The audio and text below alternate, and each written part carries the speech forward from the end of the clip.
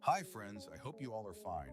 So today's video is about how to fix D drive or E drive not showing my computer or laptop. Let's get started.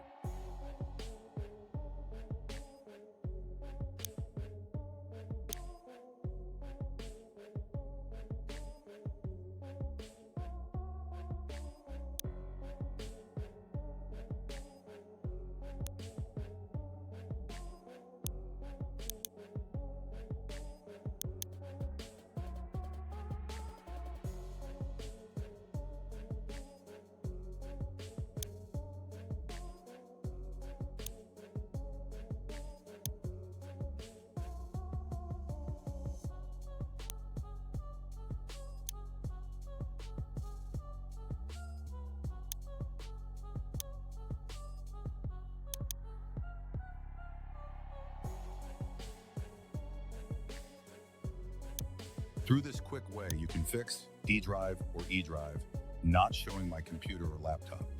Thanks for watching.